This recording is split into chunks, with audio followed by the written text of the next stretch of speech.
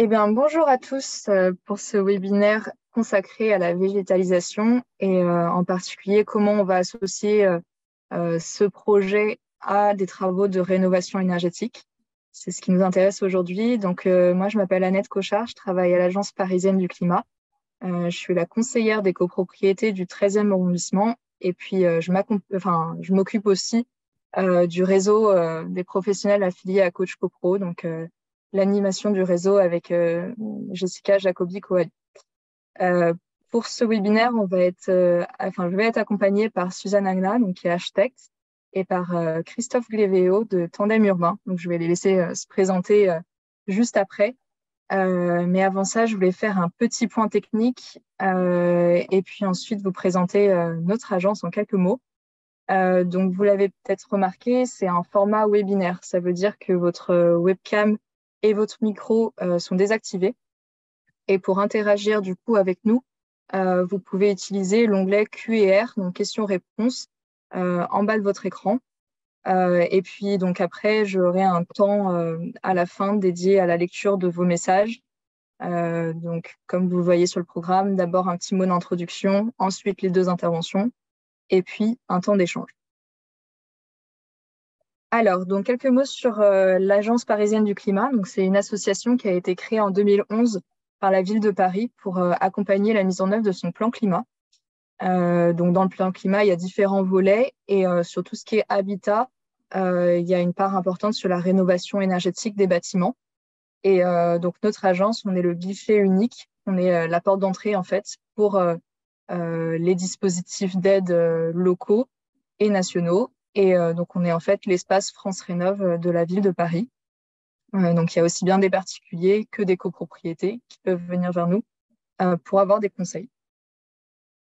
Donc, pour faciliter l'accompagnement des copropriétés, on a mis en place une plateforme qui s'appelle Coach CoPro, qui réunit à la fois un centre de ressources, donc de la documentation sur le sujet de la rénovation énergétique, un annuaire de professionnels, dont j'imagine que certains qui nous écoutent sont déjà dessus, et une carte des copropriétés rénovées, donc avec des exemples de réalisation des copropriétés déjà rénovées. Ah oui, alors je voulais vous préciser que bientôt, donc le 22 juin, on organise à la mairie du 11e arrondissement notre deuxième édition des apéros des Pro Coach CoPro. Donc, vous aurez l'invitation bientôt. Là, c'est une photo de la première édition. On était un petit groupe. Et du coup, l'objectif, c'est de rencontrer entre vous et puis de pouvoir échanger sur nos pratiques. Donc, voilà, vous aurez l'invitation bientôt. Pourquoi la végétalisation? Donc, en fait, c'est un sujet qui est pour nous à l'agence. Pour le moment, on l'intégrait comme un bonus en fait dans les projets de rénovation énergétique. Donc, les copropriétés qui souhaitaient engager une rénovation globale pouvaient bénéficier de primes supplémentaires qu'on appelle îlots de fraîcheur si elles intégraient dans leur projet des aspects de végétalisation. Donc, pour le moment, on avait Éco-Rénovons Paris, qui est devenu Éco-Rénovons Paris Plus en septembre, et qui intègre donc des primes sur des équipements, des travaux de désimperméabilisation et de la végétalisation. Donc, avec un taux d'aide maximal de 50%, avec toujours un plafond de 30 000 euros. Et puis, la nouveauté de ces 2 derniers mois, c'est que la ville de Paris a mis en place une nouvelle aide qui est uniquement dédiée aux travaux de végétalisation, donc qui s'appelle CoPro-Oasis, en référence donc à sa politique des cours Oasis dans les cours d'école, et qui intègre cette fois à la fois des aides pour les études avant projet, donc avec un forfait de 5 000 euros, et une prise en charge des travaux jusqu'à 80%, donc avec le même plafond de 30 000 euros que Éco-Rénovons Paris Plus. L'idée, c'est que on a toujours Éco-Rénovons Paris Plus pour les copropriétés qui sont dans une démarche globale et qui vont vouloir donc améliorer leur projet avec des aspects de végétalisation. Et puis pour les autres, donc celles qui sont plus pressées de faire de la végétalisation, peut-être moins mûres sur les aspects de rénovation ou qui ont déjà fait la rénovation énergétique de leur copropriété et qui reviennent plusieurs années vers nous, après vers nous pour pour la végétalisation, il y a ce nouveau dispositif CoPro Oasis qu'elles peuvent demander. Et la porte d'entrée, c'est toujours notre agence via donc Coach CoPro, qui est donc une plateforme où chaque copropriétaire peut s'inscrire et ainsi être mis en relation avec le conseiller de son territoire. Donc à Paris, pour le moment, il y a à peu près un conseiller par arrondissement. Et là, l'équipe grossit. Donc l'idée, c'est toujours de passer par Coach CoPro pour qu'il y ait cette mise en relation qui soit simplifiée. Donc vous, en tant que professionnel, voilà, s'il y a des copropriétés qui viennent vers vous avec ce type de projet, c'est toujours bien de s'assurer qu'elles soient déjà inscrites sur Coach CoPro et que la relation avec nous a déjà été mise en place. Voilà ce que je peux vous dire en introduction. Je pense que on va pouvoir directement enchaîner avec la première intervention. Donc c'est Madame Agna qui va pouvoir prendre la parole. Donc je vais quitter le partage tout simplement. Voilà. Bonjour, merci beaucoup pour l'invitation, participer au webinaire pour insérer la végétalisation dans la rénovation énergétique qui me passionne depuis des années. Ça fait longtemps que je travaille sur la copropriété, à la fois au service des collectivités avec des bureaux d'études, mais aussi en tant qu'architecte libéral pour des projets de plus en plus en Île-de-France. Et je me comprends comme architecte à motiver, mon rôle, c'est de motiver les petits et grands collectifs de propriété à passer à l'action. L'action pour consommer dans la limite planétaire et pour rester en dessous de 1,5 degré Celsius de réchauffement climatique et vivre en cohabitation harmonieuse avec l'espace faune et flore. Et le tout qui est très cher pour moi, c'est de travailler dans la frugalité heureuse et créative. Bon, ma présentation, c'est limite de cette demi-heure, c'est limite à la présentation des outils et des conseils d'insertion de la végétalisation dans la rénovation énergétique et moins à la présentation technique proprement dit, qui sont très bien expliqués dans les guides de la ville, de l'Agence régionale de climat biodiversité, ADVET pour des toitures terrasses et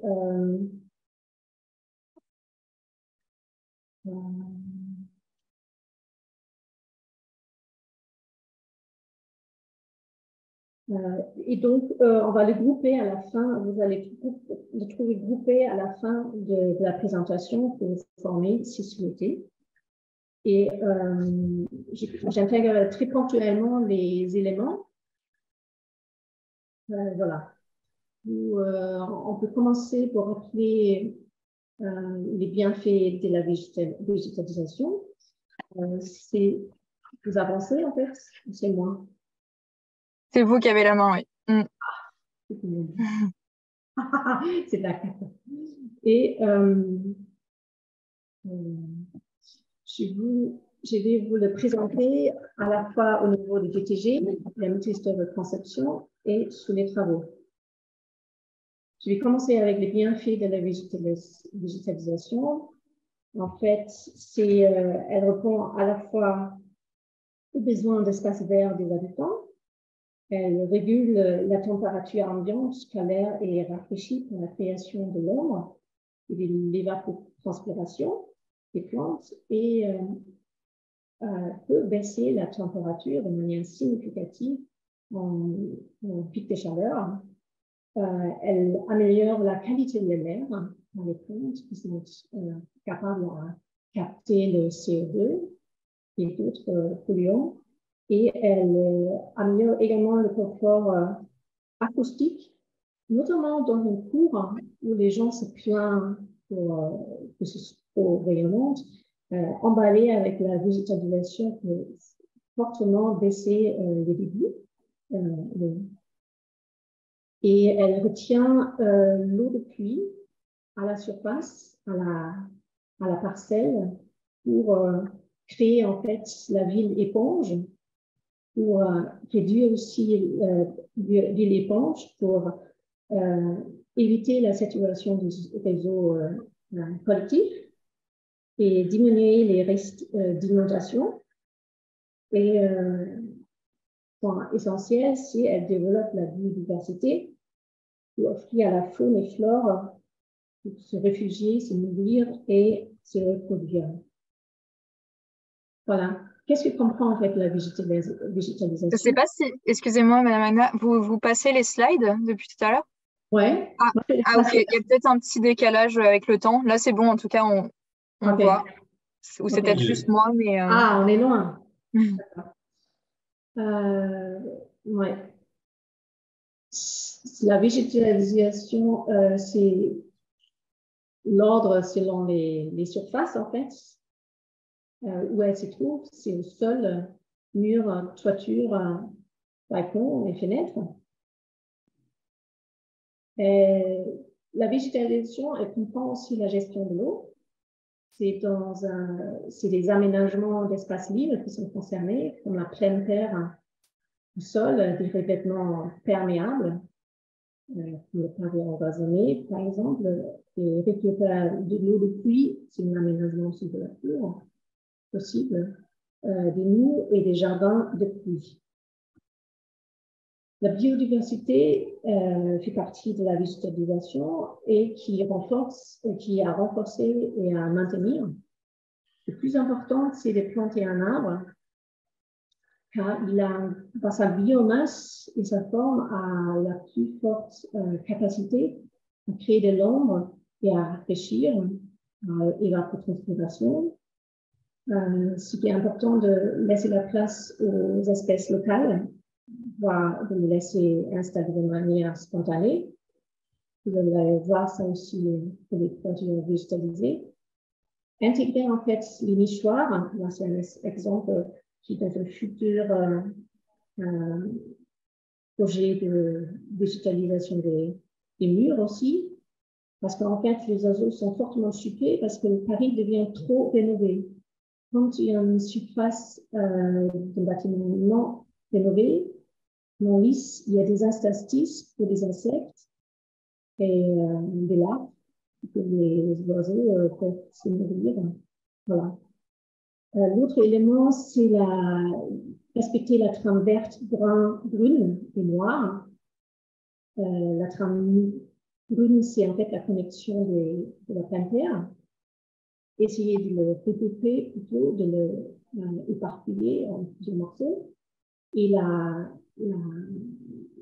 trame noire, c'est contrer en fait la pollution nocturne par la lumière et utiliser différentes techniques d'éclairage sur la parcelle pour ne pas tuer les insectes en fait. Et je vous ai mis aussi une petite système qui montre en fait la trame verte. Vous pouvez très bien transposer sur la parcelle de propriété. Vous créez en fait des espaces de noyaux où se trouvent en fait les espèces où ils habitent, ils se reproduisent. Et vous trouvez qu'ils sont plutôt tranquilles et qui sont connectés avec un réseau, avec la trame verte, et même accompagnés par la trame verte bleue. Ça peut être des mous et des rigoles qui sont connectés sur la parcelle. Voilà. Et j'ai fait un focus sur l'intégration des nichoirs en été sur la toiture.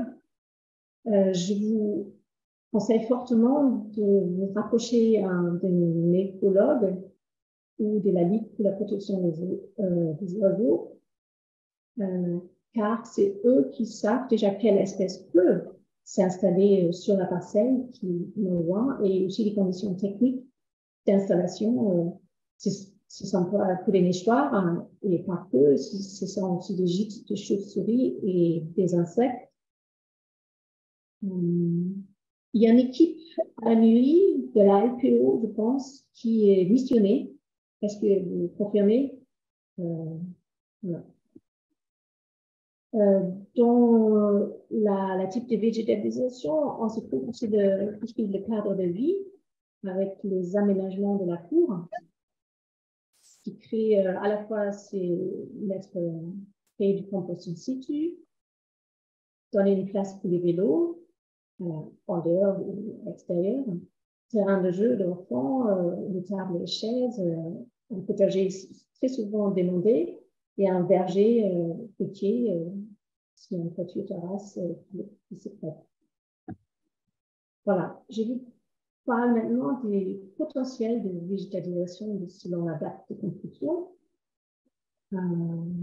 Parce que, en fait, les bâtiments anciens, qui sont la grande majorité des bâtiments à Paris, ils ont le potentiel au sol, la cour, les pignons perdus et les cheminements. Les bâtiments récents ont souvent une plus grande surface, aussi une toiture plate pour accueillir la végétalisation. Mais attention, par exemple, une propriété des années 75 a des grandes surfaces végétalisées. Par contre, le taux de biodiversité et la qualité est assez mauvais. Donc, avec les gazons à tomber toutes 2 semaines et des instituts et des tuyaux. Remarque aussi, il y a 50% de surface des jardins à Paris sont privés. Donc, il y a un fort potentiel de rafraîchir par l'espace privé de propriété. Voilà.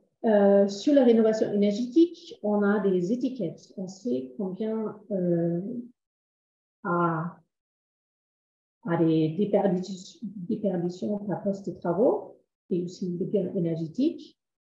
Et on peut créer des scénarios selon le gain énergétique visé. Et on peut le faire aussi avec pour la végétalisation, pour le coefficient de biotope par surface. En fait, comment ça se calcule? Vous additionnez en fait les surfaces végétalisées et vous le divisez par la surface totale de la parcelle. Les facteurs, en fait, pour les différents types de végétalisation, c'est la pleine terre en facteur 1, la toiture terrasse a le facteur 0,7 et la façade de 0,5. Et si vous calculez, vous avez un CVS de 0,2, c'est déjà pas mal, ça commence à rafraîchir la parcelle. Par contre, 0,4, c'est la valeur qui a un fort impact de rafraîchissement, qui est aussi utilisé pour co-oasis dans les écoles oasis, en fait, comme valeur visée comme CVS. Donc, vous pouvez l'appliquer, en fait. Là, on a l'exemple de ce qu'on traite avec Christophe Lévéo. C'est une parcelle des années 30 qui souhaite végétaliser le plus que possible, aussi de se déconnecter du réseau d'eau. Donc, il y a un fort potentiel par la création de surfaces de pleine terre, par les engazonnés sur les parties qui ont encore par le sable, création de nids, végétalisation des toitures des box et des façades unitariennes.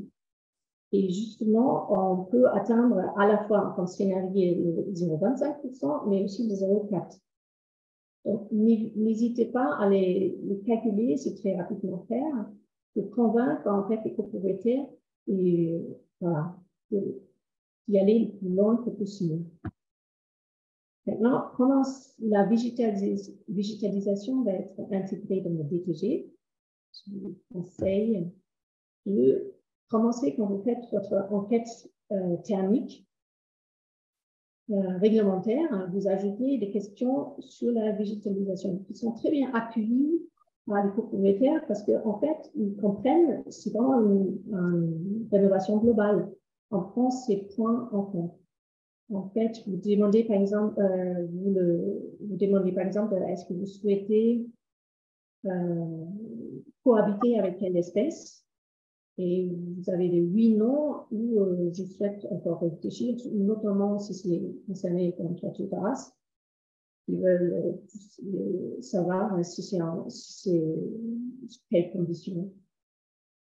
On peut le grouper en fait pour l'aménagement de la cour, composteur, un vélo, création de fontaine, mais aussi pour des types de plantes, de fonds. C'est avec quelle espèce cohabiter. Après, pareil pour les plantes campantes. Et là, je vous conseille de le faire le plus précis que possible. Pas simplement dire, est-ce que vous souhaitez végétaliser les murs, les façades avec les plantes campantes, et aussi quel mur, si c'est sur vous ou sur un portail. Et le dernier point, c'est l'implication. Vous demandez en fait s'ils veulent veiller sur les plantes, nichoirs ou compost. Et à la fin, vous avez le premier programme de végétalisation, c'est sûr, où les gens s'approchent. Voilà. Également, dans le rapport de DTG, vous avez 3 pages, 2 pages où vous parlez en fait de ce futur programme de végétalisation.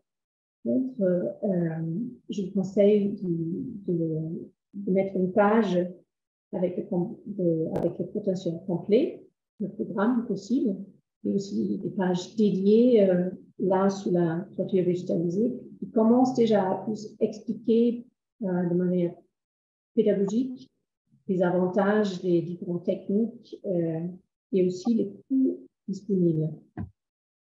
Là, c'est pour les façades à végétaliser pareil, mais ça peut en fait un peu les choses. Et vous l'intégrer également dans les tableaux pluriannuels avec le travail. Et là, c'est, par exemple, vous réflexionner en fait la toiture terrasse. Et après, vous faites une ligne spécifique pour la végétalisation et son coût.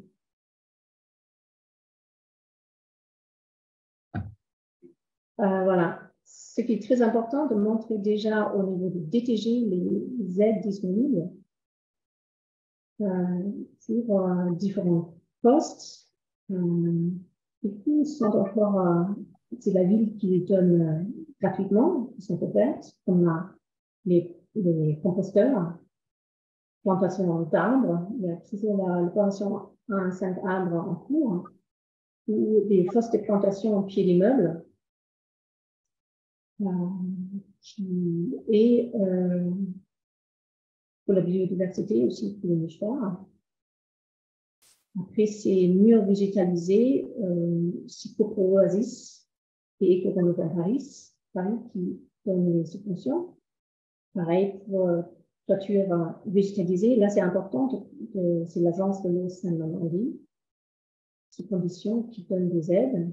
Et pareil pour les toitures biosolaires, c'est surtout la ville, la commune et l'agence de l'eau qui financent fortement jusqu'à 80% les aides, les travaux. Et dans la maîtrise de conception, je vous conseille fortement, si vous êtes architecte, de vous associer avec un paysagiste,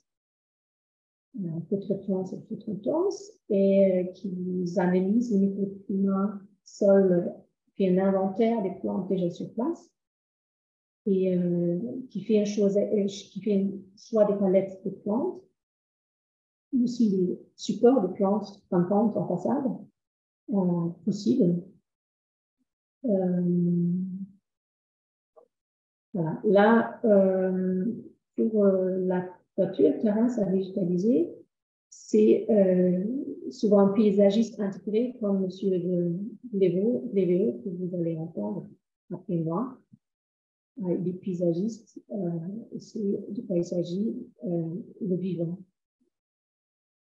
Là, vous voyez en fait un propriété qui a fait un DTG, qui a fait la petite histoire de conception avec moi, et c'est Julien Amérique de Cap Paysage qui a fait la hauteur, le plan et le projet. Là aussi, c'est très important qu'on se confronte à l'architecte qui rajoute un balcon qui souhaite un aspect esthétique sur la façade. Voilà. Pareil pour n'oubliez pas de noter si vous faites un travaillement avec l'utilier ou non, de dire il y a une plante qui va suivre en fait. Parce qu'en fait, c'est les végétaux qui arrivent en dernier parce que c'est plus à l'extérieur. Par contre, au moment de ravallement, il faut que ce soit intégré en fait. Donc aussi du coup, pareil pour une protection de toiture terrasse, il faut préparer l'étanchéité pour accueillir la plante, les plantes. Là, à cette étape, vous pouvez directement contacter les personnes en charge à la ville et l'agence de l'eau pour vous donner des idées, des coûts précis par mètre carré sur les aides disponibles. Pour les plantations d'arbres, donc, il faut choisir celui qui est possible au lieu, à sa taille et microprofil et sa croissance. Il y a des contraintes de sol et surtout les présences de carrières au sol avec les gypses et au niveau des travaux, au niveau des protections de l'arbre, c'est quand vous faites les travaux, c'est à veiller qu'ils ne sont pas impactés, ni par les polluants, nettoyage façade ou autres, surtout le liquide, que ce soit propre. Il y a aussi poussière. Voilà, maintenant c'est sur les plantes campantes. Là, ils sont à choisir et surtout le support à rajouter, c'est qui s'adapte à la plante et pas le support. C'est la plante qui s'adapte au support. Donc la plante décide quel support, quelle épaisseur, quelle distance avec le mur, quelle épaisseur de câble il faut pour la plante colonise le mur. J'ai mis là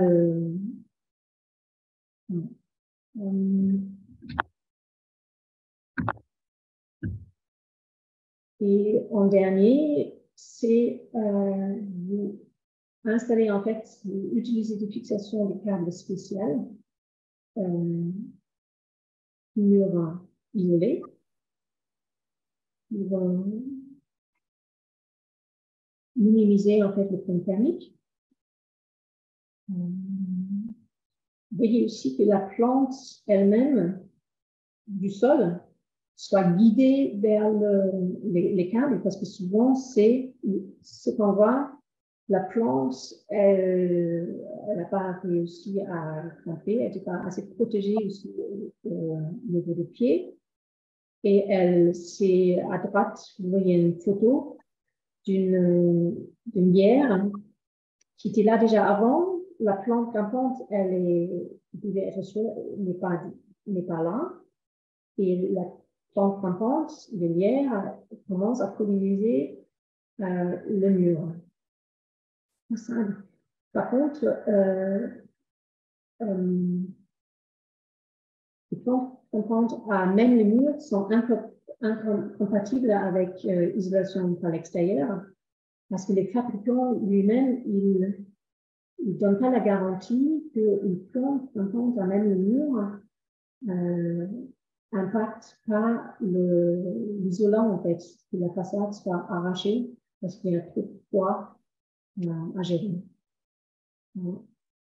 Et j'espère que vous allez, merci, j'espère que vous allez créer des beaux projets de végétalisation maintenant en insérer dans la rénovation énergétique. Merci. Merci, Madame Magna. Bon, bah, on peut enchaîner direct avec Monsieur Glévéo. On est parfaitement dans les temps, donc c'est super. Et puis après, on prendra les questions. Alors, bonjour. Mais je ne peux pas partager mon écran pour l'instant parce que Suzanne est encore connectée manifestement. Pardon. Non, il n'y a pas de problème, Suzanne. Alors, voilà, vous voyez. C'est fait. Partager l'écran. Tac. Partager. Est-ce que vous avez… Ça charge, je pense. Ouais. Pour moi, c'est bon. Et vous allez me dire. Vous me dites quand ça apparaît.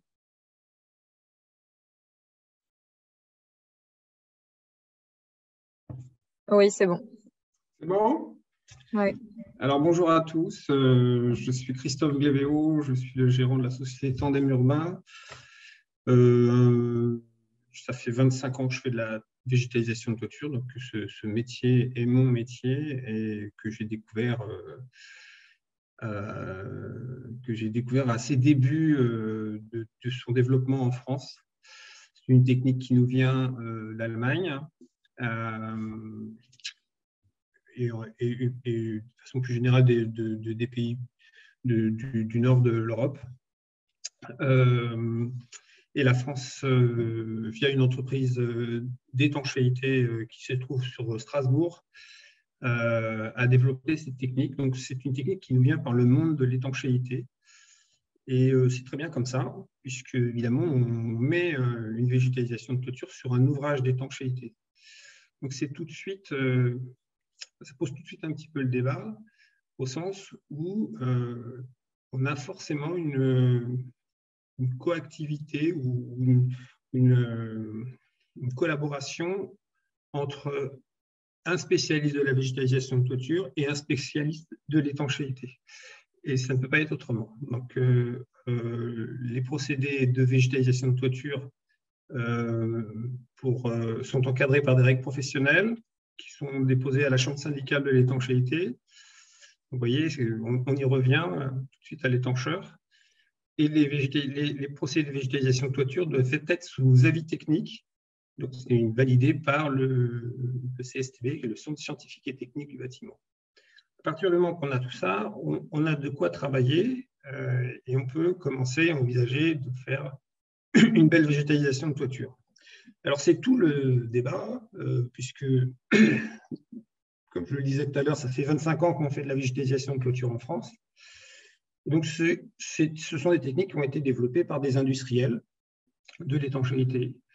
Et si j'ai développé la structure Tandem Urbain il y a 13 ans, c'est que l'orientation que prenaient les industriels est une orientation très industrialisée de la végétalisation de toiture. C'est leur ADN, c'est leur façon de faire du commerce. Donc, j'ai trouvé que on réduisait l'offre, même si elle reste intéressante, mais on réduisait l'offre à quelques types de végétaux, comme des sédums, et avec des pratiques qui ne sont pas toujours très écologiques dans la démarche, puisqu'on voit beaucoup se développer des solutions précultivées à base de caissettes et de rouleaux. C'est, de mon point de vue, alors que il faut le rappeler, la végétalisation de toiture est censée apporter une réponse environnementale au bâti. On est donc censé apporter une réponse véritablement écologique. Et c'est pour ça que ces solutions caissettes plastiques et ces rouleaux précultivés qui nous sont produits très très loin, etc., avec beaucoup d'irrigation et d'intrants, sont pour moi déjà des produits qui sont un peu cassés au départ et qui minimise la véritable réponse écologique que l'on peut apporter avec la végétalisation de toiture.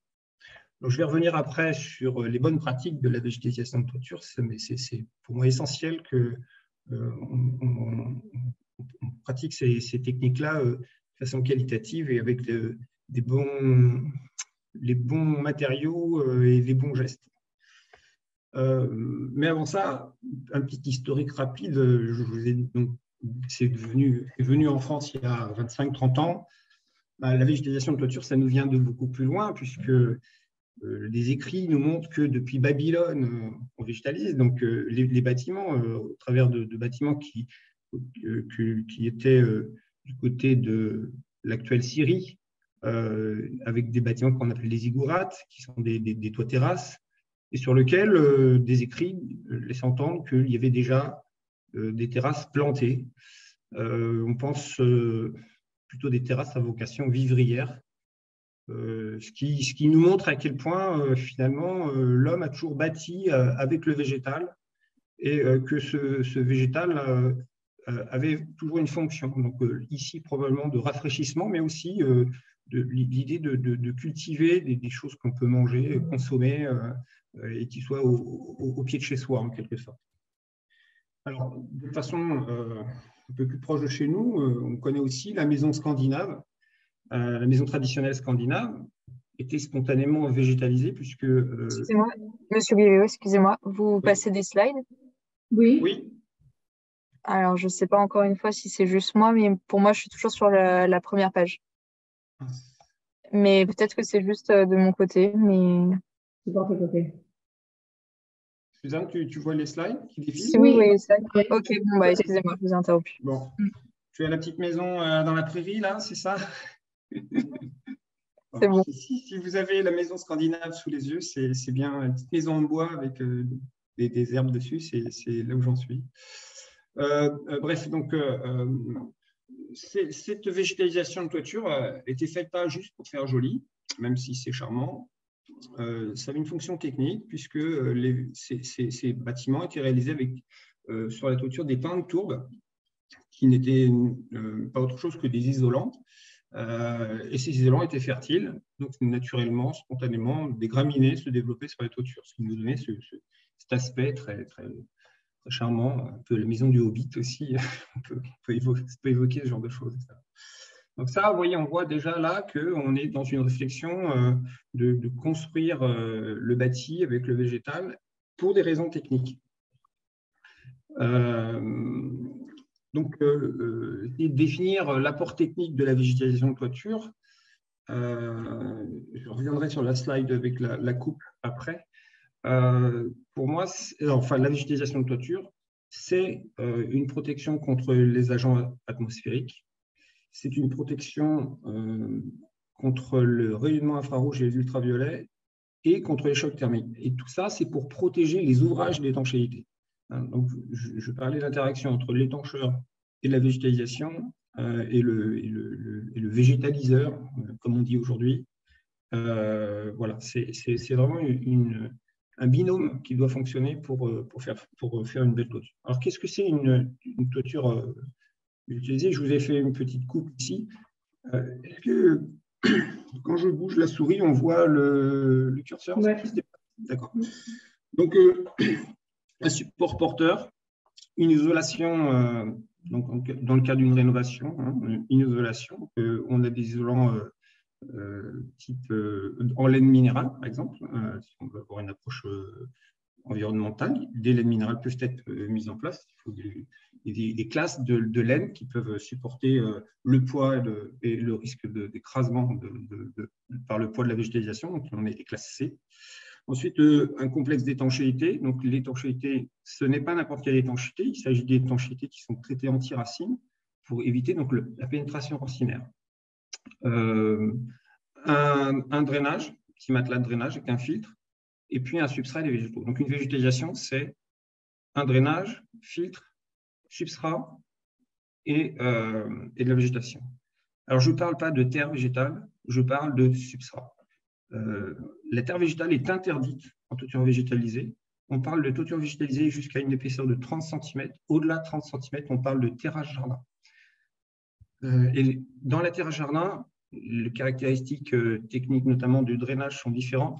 Et donc, on peut se permettre de mettre des terres végétales avec des épaisseurs plus importantes. Mais il faut des structures de résistance à la charge beaucoup plus importantes. C'est pour ça que la végétalisation de toiture répond à beaucoup de problématiques de toiture.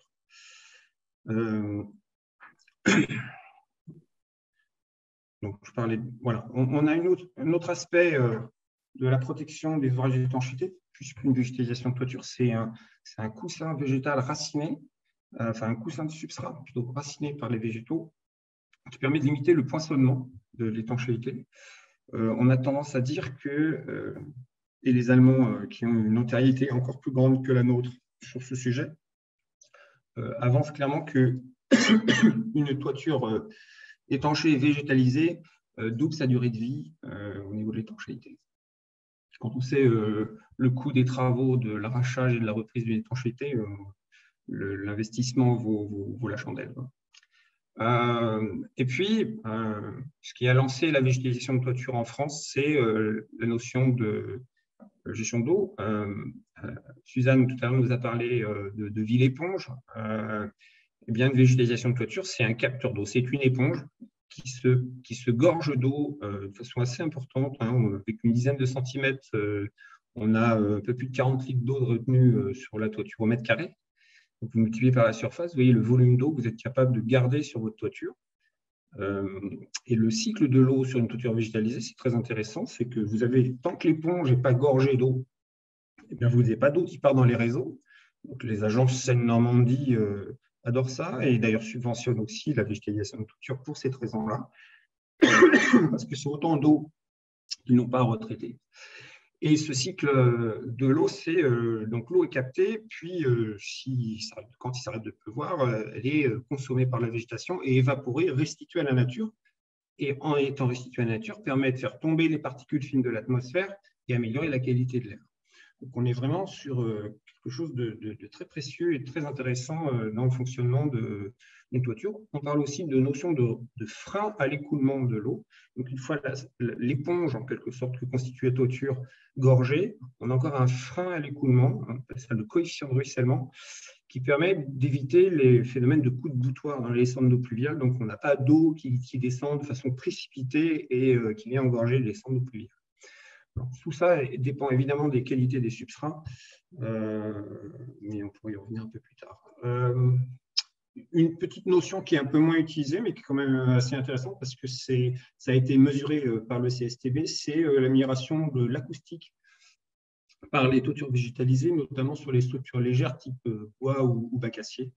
Donc, une notion acoustique assez performante, semble-t-il. Je ne suis pas acousticien, mais le CSTB annonce 6 décibels d'amélioration acoustique, ce qui est assez considérable, et il semble que ce soit particulièrement efficace sur l'amélioration des basses fréquences, type sons d'avion, de train, les sons lourds de transport, etc.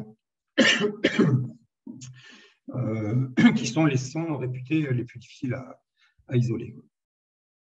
Donc, une petite comparaison, j'évoquais la toiture jardin tout à l'heure, entre la toiture végétalisée au niveau des charges, que l'on estime entre 100 et 350 kg à saturation d'eau. On parle toujours d'un poids saturé d'eau. Et une terre à jardin qui, elle, avec des terres végétales qui sont plus lourdes, sont plutôt entre 500 kg par mètre carré et 2 tonnes par mètre carré en fonction des épaisseurs évidemment qu'on met. Comme je dis toujours, il ne s'agit pas de discréditer la terre à jardin, loin s'en faut. On ne boxe pas dans la même catégorie, on fait autre chose. Mais l'intérêt, c'est que la végétalisation de clôture permet d'aller végétaliser des espaces dont les structures sont légères. Voilà. Là où la terre à jardin deviendrait possible. Alors, je veux faire partager une expérience d'un chantier, d'une réhabilitation d'un chantier sur la tour GDF Suez à Cergy. J'ai trouvé que c'était le meilleur exemple de vous plonger dans ce que c'est que la réalisation d'une toiture végétalisée et puis jusqu'où on peut aller. On avait quelques objectifs qui nous avaient été posés par GDF Suez, puisqu'ils avaient une terrasse jardin existante où l'étanchéité fuyait, donc il s'agissait de déposer l'ensemble. Cette terrasse jardin était constituée d'un gazon et de quelques arbustes. Elle avait été faite dans les années 70. Ça crée des nuisances du fait des tontes qu'il fallait réaliser régulièrement. Esthétiquement, ça fait aucune espèce d'intérêt.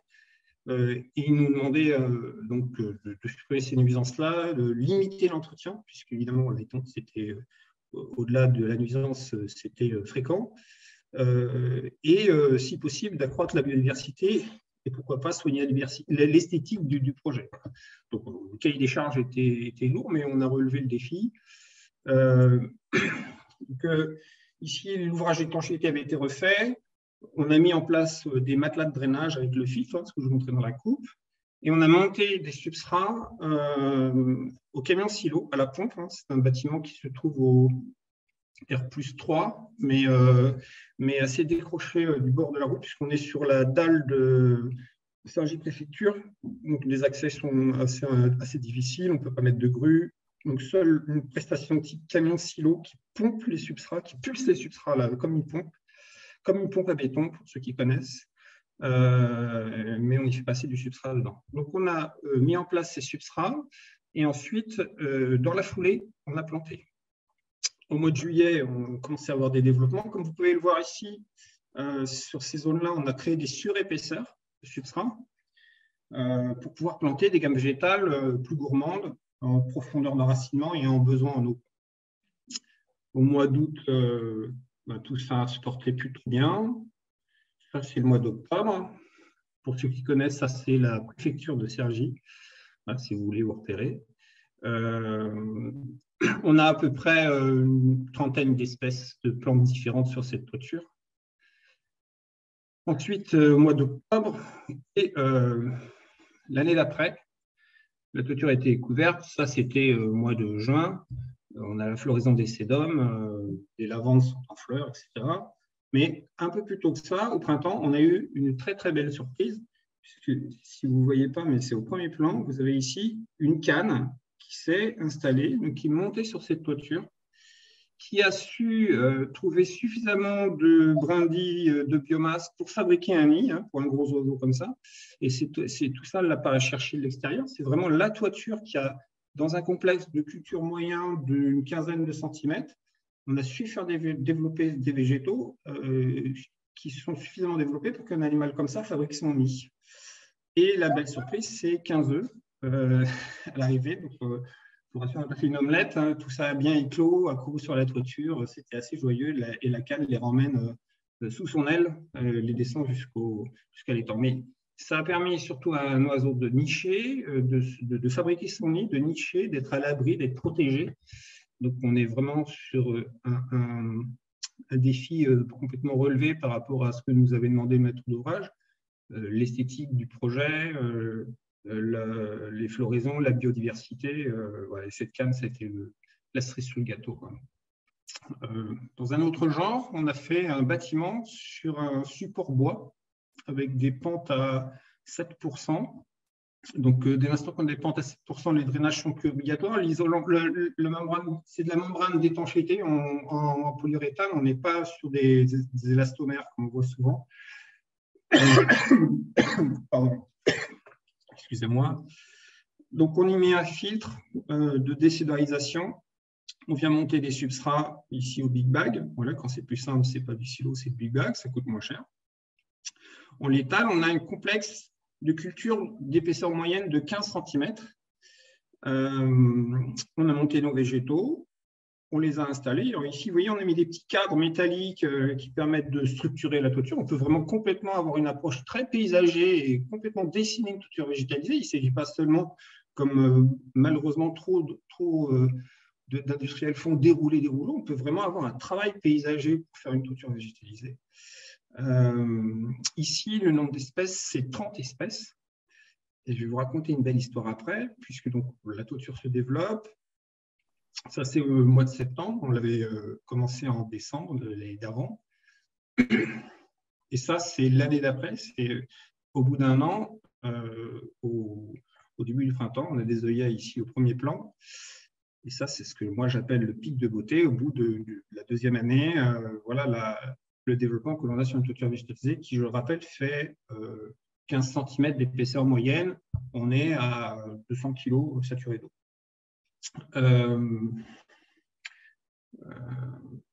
Voilà, c'est la même toiture sous un autre angle. J'ai fait faire une étude par des écologues après 5 ans d'installation pour me mettre en évidence le service écologique rendu par une toiture végétalisée. Ils ont étudié cette toiture-là et une autre toiture que l'on a réalisée sur l'hôtel de ville de Noisy-le-Grand. Et ils ont mis en évidence qu'on avait doublé le nombre d'espèces après 5 ans d'installation. Je vous avais dit qu'on avait mis 30 espèces de plantes différentes. Ils en ont identifié plus de 60. Donc pour moi, une toiture végétalisée réussie, c'est une toiture qui est capable d'accueillir la biodiversité environnante. Et ça commence par le végétal. Et si le végétal est là, je peux vous assurer que tout le reste des colonies d'insectes et d'oiseaux arrive très naturellement sur la toiture. Donc, comme je le disais, nous avons développé plusieurs systèmes histoire de se repérer, de s'identifier. Ça permet de donner un cadre vis-à-vis des charges disponibles. Mais voilà, ce sont des systèmes qui ne sont pas fermés, qui sont relativement ouverts, dans lesquels on peut travailler. Ça nous donne surtout des charges et des épaisseurs. Donc, on leur a donné des petits noms, etc., multisédum, multivas, multiplan, et tout ça, évidemment, bien sous avis technique.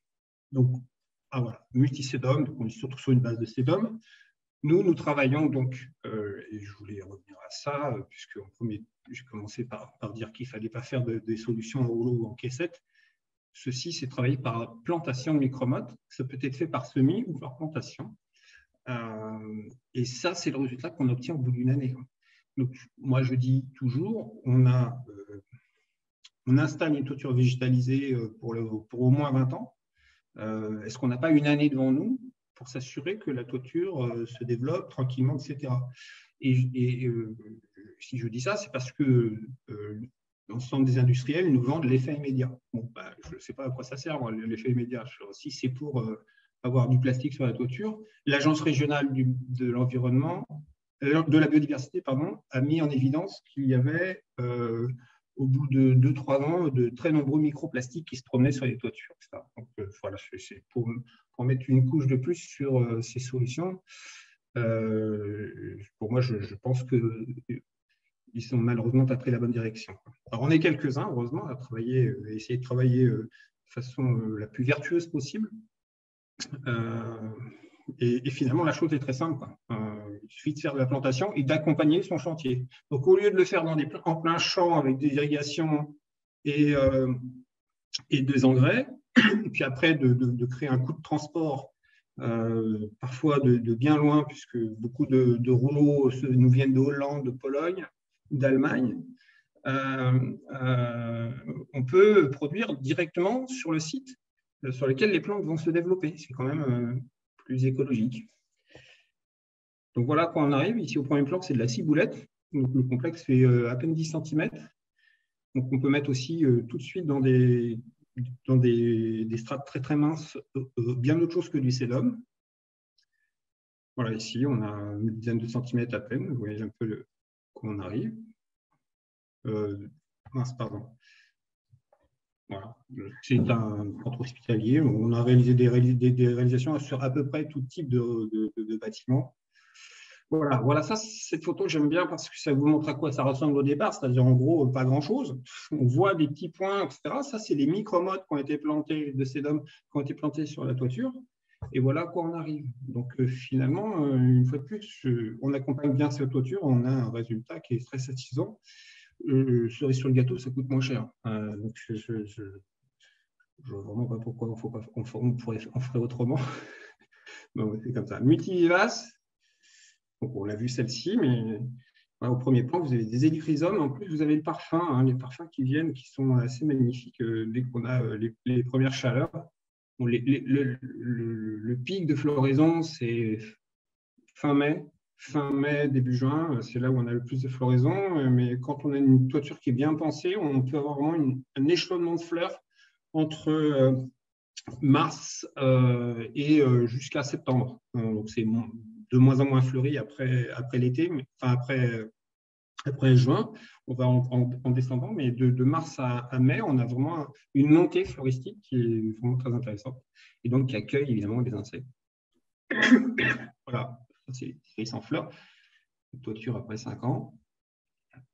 Ici, c'est dans plein Paris, je suis dans une architecture, un hôpital. Je voulais passer un peu vite, j'ai d'autres choses à vous montrer après. Je vous parlais de l'hôtel de ville de Noisy-Grand tout à l'heure. Voilà exactement de quoi il s'agit. Mètres carrés. Ensuite, le procédé multiplan, donc il y a un complexe qui est plus épais encore, sur lequel on a un complexe qui fait jusqu'à 40 cm. Alors, on est un petit peu au-delà. C'est un procédé qui nous permet de flirter avec la terrasse jardin sans avoir les contraintes de la terrasse jardin. C'est-à-dire qu'ici, donc, en l'occurrence, vous voyez, on est en train de planter un arbre dans un complexe de 40 cm sur un ouvrage d'étanchéité. On est sur une dalle parking. Donc, il y a une technique d'aubanage des arbres en souterrain pour pas que les arbres versent en cas de vent. Voilà, c'est un patio sur lequel on a planté. Donc, il y a un complexe qui fait 40 cm d'épaisseur. Pour la petite histoire, il y a 120 litres de rétention d'eau au mètre carré.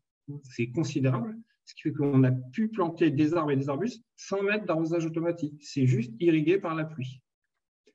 Voilà, une fois que c'était terminé, on a fini par un paillage avec de la brique concassée. Donc, ça reste très minéral. Et au bout d'1 an, voilà quoi on arrivait. Donc, ce sont des cerisiers fleurs, une petite variété, et qui aujourd'hui a triplé de volume. Ça fait quelques années déjà en place. Voilà, c'est plutôt une jolie réussite. Et voilà comment on a pu vraiment verdir, apporter du végétal dans cet espace-là. Ici, c'est un patio intérieur qu'on a fait. C'est la pleine terre. Bon, voilà, un travail plus de conception paysager. Ici, une réhabilitation dans le 19e, où effectivement, il y avait un gazon, et on a travaillé à quelque chose d'assez paysager. Et enfin, on est sur une terrasse, mais là, c'est la jardinière, on est dans un hôtel standing, l'hôtel Raphaël, pour ceux qui connaissent. Une très, très jolie terrasse parisienne, et on a réhabilité entièrement ces terrasses. Voilà pour ma présentation. Ah non, j'ai encore un petit point, finalement j'avais prévu ça, si j'ai 2 minutes. Oui, vous pouvez. Un point sur, j'en ai parlé un peu dans cette présentation, sur la biodiversité. Donc on le sait, on a un effondrement massif des colonies d'insectes. Il s'avère qu'une toiture végétalisée, c'est un lieu préservé. C'est un lieu où personne ne marche. Donc, c'est un lieu d'accueil de la biodiversité formidable qu'il faut encourager, à mon avis, et sur lequel des végétaux qui sont piétinés, arrachés, considérés comme mauvaises herbes ou adventices, sont systématiquement retirées, détruites quand elles sont au niveau du sol, et des insectes qui sont là aussi souvent un peu chassés, peuvent se développer en toute quiétude, sans qu'on vienne les déranger. Et ça permet vraiment d'ouvrir cette biodiversité au sein de nos villes et de l'accueillir et que tout le monde puisse exister finalement.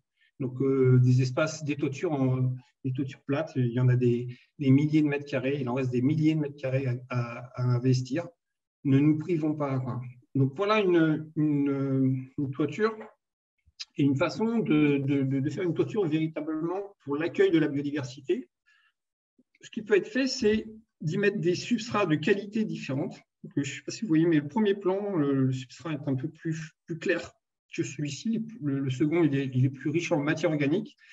Le premier est plus riche en minéral. Et puis, on y met des zones, ce que j'appelle des zones biodiversité, c'est des zones avec du sable, du bois, etc. Donc, dans le bois, on va accueillir des xylophages. Dans le sable, on va accueillir certaines araignées, certains insectes, pollinisateurs. Et les différents substrats permettent d'accueillir des strates de végétation différentes, et des natures de végétation différentes. Donc des substrats qui sont plus minérales, on est plus sur des plantes xérophytes, des succulents, des sédums par exemple. Et puis, dans les substrats plus riches en matière organique, on peut avoir des herbacées, des vivaces. Voilà une façon de mettre en œuvre, de préparer le sol à l'accueil du végétal et après, naturellement, des insectes. Ça veut dire que dès la mise en place des sols, on a déjà un calpinage de la toiture, un plan qui peut être fait et exécuté pour le meilleur accueil de la biodiversité. Ça, c'est une réalisation qui est faite en Allemagne. On voit comment les Allemands appréhendent le sujet de façon très, très nature, où ils sont sur des substrats qui sont extrêmement minéraux.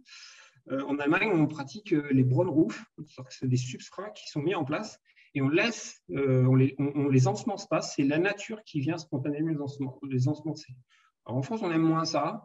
Ça vient un petit peu. Je trouve que l'expérience est intéressante. Peut-être localement, sur une même toiture, on peut laisser des espaces nus et qui viendraient se coloniser tout seul. Ça peut être une approche.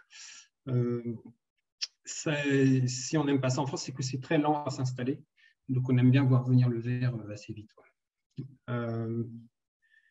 Mais comme je le disais, voilà, ici, on a du galet qui est posé sur un substrat, mais ce côté très, très minéral, en quelque sorte, sélectionne les végétaux qui sont capables de se trouver dans ce genre de milieu. Donc, on crée des milieux différents.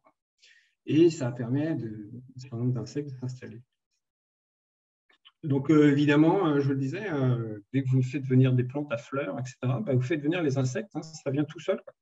C'est pour ça qu'il faut travailler le végétal, c'est ça qui est important. On ne peut pas travailler n'importe quel végétal, mais on a une gamme qui est quand même suffisamment importante. Ce qui nous permet vraiment d'avoir un vrai accueil de ces insectes-là. Voilà. Quand on a attiré les insectes, eh bien assez vite, on attire les oiseaux. Voilà, c'est une chaîne. Il faut commencer par le commencement, faire venir le végétal, et vous avez toute la suite, tout le cortège de la biodiversité qui se déroule après sous vos yeux, très naturellement. C'est comme un beau cadeau. Je vous remercie pour votre attention. Merci, Monsieur Guébéo. Eh bien, parfait. Donc, on avait dit 16 heures pour la fin, donc on a encore 20 minutes devant nous. Pour le moment, il n'y a pas de questions, mais n'hésitez pas à en poser. Du coup, vous avez l'onglet Q&R en bas de votre écran qui sert à ça. Et en attendant, si Madame Agna, vous avez des questions pour Monsieur Guébéo ou inversement, moi, j'en ai aussi quelques-unes pour vous. Peut-être là, par rapport à la fin de la présentation sur la biodiversité, est-ce que chez Tandem Urbain, du coup, il y a un écologue? Madame Agna, elle parlait du rôle de l'écologue dans un projet ou Non, il n'y a pas d'écologue chez nous, il y a l'expérience. Oui. Donc oui, vous êtes monté en compétence sur ces sujets. Particulièrement, effectivement. Voilà, je dois avouer que j'ai appris beaucoup de choses de façon empirique en 25 ans, mais on fait son bagage en 25 ans. Voilà. Maintenant, après, c'est vrai que je n'ai pas une approche scientifique de la chose. Et j'ai eu, par contre, l'occasion de collaborer avec des écologues et d'échanger sur notre expérience et sur les attentes. C'est toujours une collaboration très riche et très intéressante.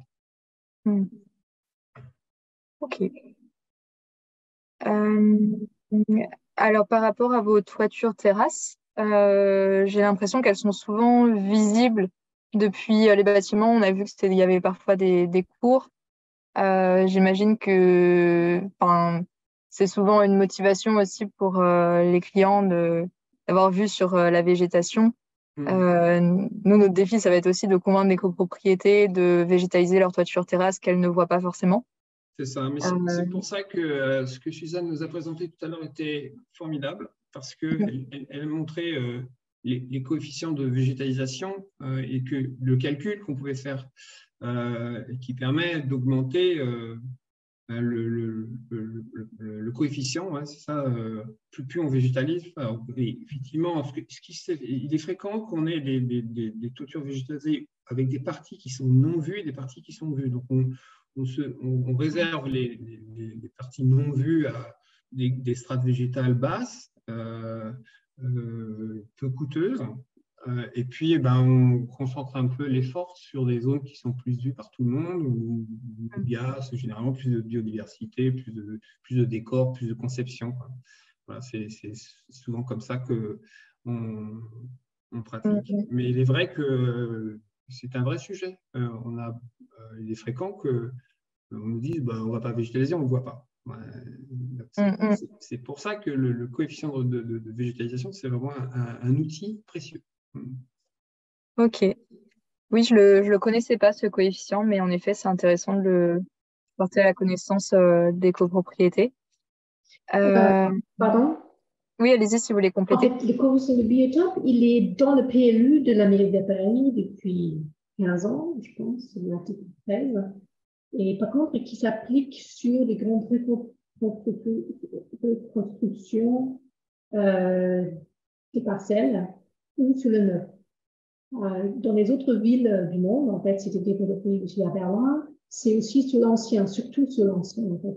Dans mon avis, ça va venir parce que c'est formidable, l'outil. Ok, que vous utilisez du coup à Oui. chaque fois. Ouais. Pour argumenter aussi et pour me rassurer, en fait. Parce que, Ok. Alors, donc on a 2 questions de Maxime de Doreka. La première, y a-t-il une surface minimale pour végétaliser une toiture? Et la deuxième, quel est le surcoût moyen en euros par mètre carré par rapport à une toiture terrasse classique? Voilà, je Tu ne sais pas réponds, qui veut Suzanne, répondre. je te laisse répondre. pour la végétalisation, pour le coût, par mètre carré, Non, pour la Les surface, enfin tout. Ouais. deux concernent la toiture terrasse, les 2 questions. minimal, je ne sais pas, en fait, dans quel contexte, normalement, on souhaite digitaliser le maximum, voilà. Et ouais, enfin, pour répondre peut-être à cette question-là, j'ai végétalisé des toutes petites surfaces qui faisaient moins de 10 mètres carrés. Ah, Ça d'accord. reste Si c'est des intéressant. petites surfaces de toiture, en fait, bien sûr, Oui, hein, c'est faisable. bien sûr. Il n'y Ça a pas de dépend de la limite, il y a pas de surcharge. limite de minimum, quoi, en fait. Ah, ok. Voilà, même 1 mètre carré, on peut le végétaliser, Tout à fait, pas un oui. souci. Après, c'est une question de surcharge, mais on peut le mettre le substrat, c'est aussi en même temps la couche de drap, en fait. C'est 1 centimètre. Et le surcoût, Oui, le peut-être la surcoût, limite. le surcoût est dépendant de la surface. Mm. En fait, quand on fait une végétalisation, il y a des coûts fixes liés au transport, liés à la main-d'œuvre, donc à toutes les questions de déplacement. Et donc, effectivement, plus la surface est grande, plus on optimise ces postes-là. Voilà. Donc, c'est jamais bien évident de répondre à cette question-là sans avoir vu le contexte. Les accès ils sont pour beaucoup. Hein, vous avez des conditionnements qui ne peuvent pas se pratiquer quand on a des accès difficiles. Alors, le conditionnement le moins cher en végétation, on l'a vu sur une des slides que j'ai présentées, c'est quand on arrive à conditionner en big bag. Hein, donc, on met des big bags de 1 ou 2 mètres ou 1,2 mètres cubes. Donc, voilà, vous arrivez avec beaucoup de matériaux dans un conditionnement qui ne coûte pas cher. Les solutions, les accès extrêmement difficiles nous obligent parfois à travailler avec des petits sacs de 25 litres. Donc, c'est un coût, on multiplie le nombre de sacs, il faut les mettre sur palette, les transporteurs, ce n'est pas les mêmes, etc. Donc, voilà, tout ça, ça a des impacts sur le coût de la végétalisation de toiture. Donc, je réponds, vous m'en excuserez, mais je réponds toujours avec beaucoup de circonspection aux questions de prix et d'enveloppe de prix tant que je n'ai pas vu le contexte. Voilà. C'est le contexte souvent qui nous... Et les différences, c'est 30-40% d'écart. Hein. Ça peut être vraiment important, quoi. Donc, il faut vraiment bien analyser les accès, la hauteur du bâtiment, le stationnement des véhicules que l'on peut mettre, etc. Voilà. Après, la surface... voilà. Et j'imagine que pour une copropriété, on peut adapter le coût de la végétalisation en fonction de peut-être l'épaisseur du substrat et le choix des Exactement. végétaux. Absolument. La nature de la végétalisation et l'épaisseur du complexe a aussi une grosse incidence. Ce qui fait le gros du prix d'une végétalisation de toiture, c'est le complexe de culture, hein, donc le drainage et le substrat. C'est ça qui constitue l'essentiel de la fourniture. Donc, c'est pour ça que ces questions d'accessibilité à la toiture sont essentielles dans le calcul du coût de la végétalisation de toiture. Voilà. Voilà, je ne saurais pas dire plus. Ok, bon, merci. Alors, on a une autre question. Y a-t-il un nombre d'années à partir duquel on peut se dire que oui, ma toiture végétalisée est en place et autonome? Ouais, j'ai tendance à dire après 2 ans. La toute première année, c'est vraiment d'ailleurs, c'est encadré par les règles professionnelles. On parle d'année de confortement, hein, de la première année. On sent vraiment le végétal se développe, couvre le sol, etc. Donc, ce n'est pas toujours couvert complètement au bout de la première année. Les années climatiques sont avec ou contre nous. Et donc, le végétal s'adapte à la quantité de pluie qui lui tombe sur la tête, ou le gel, ou l'extrême chaleur. Donc, ça peut être un accélérateur ou un frein au développement. Mais au bout de 2 ans, on a une végétation qui est installée et voilà, l'aventure commence. Voilà. C'est jamais que le début. On commence à voir des colonisations spontanées au bout. Enfin, dès la première année, on en a, mais c'est jamais des choses très intéressantes. On a tendance à les retirer pour laisser se développer les végétaux qu'on a mis en place. Mais au bout de 3 ans, on commence à voir les oiseaux, le vent nous amène des graines et des choses qui sont intéressantes à conserver. Pour la petite histoire, j'ai eu 2 choses absolument incroyables sur les toitures, des orchidées qui sont venues spontanément et morilles. Voilà, des substrats. Dans les substrats, alors ça vient probablement des substrats, mais j'ai eu des champignons et c'était des morilles, on a mangé des morilles, quoi. Voilà, c'est 2 choses qui sont arrivées spontanément dans les sols. Mais bon, c'est un peu anecdotique. Il y a plein de plantes qui sont finalement moins nobles et ça ne veut rien dire d'ailleurs pour les plantes, que les orchidées, mais qui sont tout aussi intéressantes, voire bien plus intéressantes même finalement que les orchidées qui sont un petit accident qui vient comme ça, qui fait plaisir à tout le monde. Voilà, mais non, il y a plein de choses qui viennent. Mais 2 ans, 3 ans, au bout de 3 ans, on commence vraiment à voir des choses intéressantes. C'est là où la dynamique se met en place, quoi. Ok.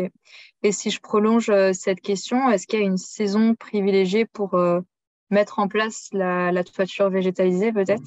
Oui. Alors, on a une petite formule qui dit hors sécheresse, hors gel. En fait, on peut mettre pratiquement toute l'année les drainages et les substrats en place, hormis vraiment quand ils gèlent et que là, les substrats sont gelés dans les sacs, donc on ne peut plus les étaler. Donc ça, c'est vraiment la limite. Ils gèlent fort hein, quand même, mais j'ai vu, et de plus en plus, avec le réchauffement climatique, nos hivers sont doux. Par conséquent, on arrive à mettre les sols en place toute l'année. Et puis ensuite, il est fréquent qu'on diffère la mise en place de la végétation si les conditions sont ou trop froides ou trop chaudes. Voilà. Donc, des végétalisations qu'on est en train de mettre en place, nous, en ce moment, on va les planter seulement au mois de septembre. Alors, on attend la douceur de l'automne et les pluies pour installer. Voilà. Donc, en gros, au printemps, c'est bien, et puis à l'automne, c'est parfait aussi. Okay. J'aime beaucoup installer à l'automne. Ok. Donc, il y a plusieurs moments de l'année, en tout cas, on peut s'y prendre. Alors, on a une autre remarque, enfin, c'est plus du coup une remarque qu'une question, qui concerne l'apport en biodiversité. Il me semble que certaines études sur des toitures végétalisées, notamment en Île-de-France, tendaient à montrer une diminution des apports en biodiversité si les toitures sont trop hautes. Dans mon souvenir, au-delà de R+4, 5, il ne semblait plus aussi pertinent que ça en termes de biodiversité. Est-ce que vous avez des éléments là-dessus? Alors, il est vrai que plus le bâtiment est haut, plus effectivement il y a une difficulté. Cézanne en a parlé un petit peu dans sa présentation. R+4, R+5, on voit encore de belles choses. Hein. Et c'est plutôt lié, en fait, l'accueil de la biodiversité, il se fait de façon optimale en toiture végétalisée quand on a un complexe de culture qui fait une quinzaine de centimètres d'épaisseur. Ça, c'est pour moi, c'est là où on est au maximum c'est le comment dirais-je, c'est l'espèce de le rapport qualité-prix biodiversité. Voilà, si on peut mettre plus d'épaisseur, ça va juste coûter plus cher et pas spécialement apporter grand-chose. Mettre moins, c'est diminuer le développement de la biodiversité. Quoi. Il y a des végétaux qui n'y vont plus, c'est trop mince pour eux, quoi. Il n'y a pas de réserve d'eau suffisante. Et une profondeur de racine, c'est vraiment très important. Certains végétaux ont besoin de s'enraciner plus profondément. Donc R plus 4, R plus 5, je pense plutôt aux immeubles de grande hauteur. IGH, immeubles de grande hauteur. Là où effectivement, d'ailleurs, je crois qu'à un moment donné, on n'a pas le droit de mettre autre chose que du sédum sur ces bâtiments très, très hauts. Il y a un risque au vent important, un risque, donc des risques Venturi.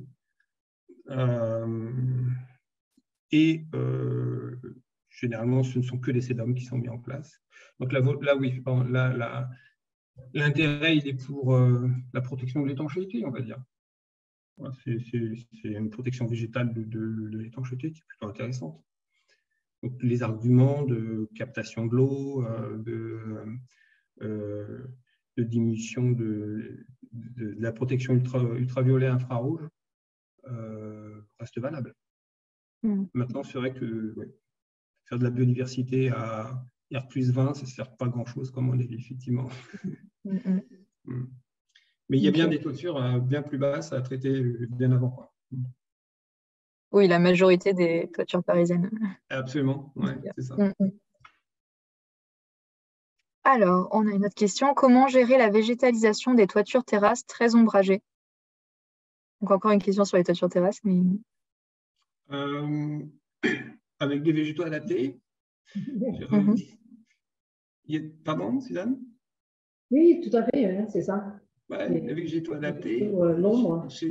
Il y a beaucoup de choses. On a la chance d'avoir un climat qui est très doux, donc il y a une strate végétale, une gamme végétale qui est avec un spectre végétal plutôt, qui est très large.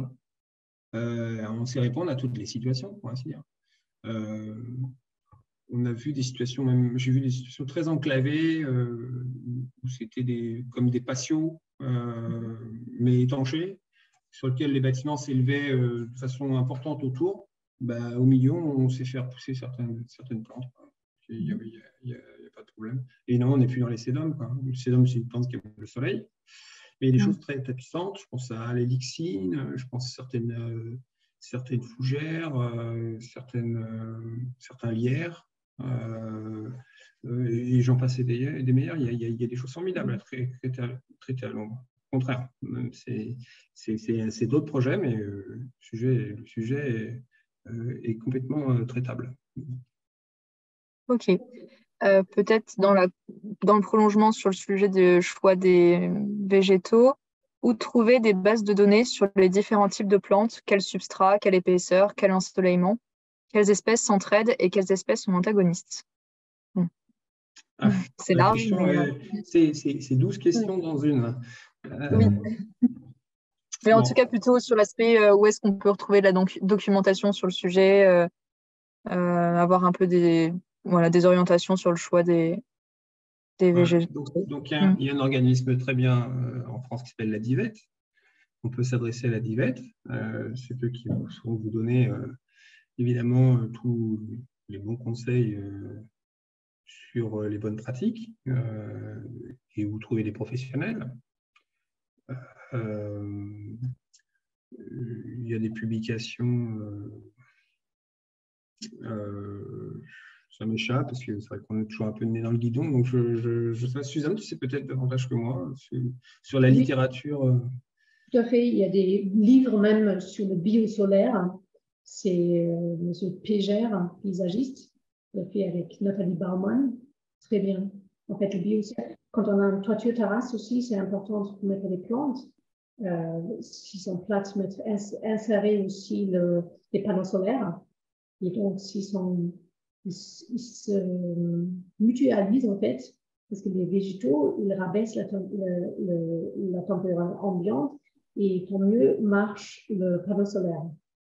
Et le panneau solaire lui-même, s'il est en pente un peu, il peut créer un autre micro-milieu moins chaud, parce qu'ombragé, et qui sont attirants pour les espèces spécifiques pour les araignées. C'était les Suisses qui ont fait une très belle étude là-dessus. Voilà, pour la biodiversité solaire. Et c'est un ouvrage. Ok. Peut-être que si vous retrouvez les noms, enfin, là j'ai pris des notes, mais on pourra le mettre dans le mail. Ensuite, moi, j'enverrai vos présentations. Je voulais de toute façon grouper des ouvrages clés, en fait, des présentations clés aussi qui expliquent beaucoup plus qu'on peut montrer dans une heure, en fait. Je pouvais répondre à la deuxième partie de la question qui était où trouver des substrats. Alors, je tiens à dire que je l'ai précisé dans ma présentation, une végétalisation de toiture, c'est un complexe complet qui est constitué d'un drain, un filtre, un substrat, une végétation. Et que ces procédés devaient être sous avis technique. C'est-à-dire qu'en fait, on achète une végétalisation de toiture en pièces détachées. Vous trouverez fournisseurs qui vous vendront du drain d'un côté, du filtre de l'autre, des végétaux de l'autre. On vend l'ensemble du complexe et c'est ça qui est garanti par l'avis technique. Et c'est très important d'avoir un avis technique parce qu'en fait, il s'agit de questions d'assurance. On est sur un ouvrage d'étanchéité en cas de sinistre, parce qu'il faut y penser, au pire du pire, à l'accident. La première chose que va vous demander l'assureur, c'est où sont les avis techniques et est-ce que les contrats d'entretien ont été effectués. Dans un cas de défaut de présentation, l'assureur, il a vite tiré ses conclusions et on a souvent ses yeux pour pleurer, quoi. Donc, pour avoir assisté une fois à un sinistre, je peux vous assurer que ça plaisante pas, hein. Les assureurs sont assez, ils veulent se dégager de la cause. Et donc, s'ils peuvent ne pas payer, la première solution, ils ne vont pas hésiter. Donc, c'est pour ça que c'est vraiment important de travailler avec des professionnels qui sont agréés, qui ont les bons documents. Donc, le seul document qui soit demandé par les règles professionnelles, c'est l'avis technique.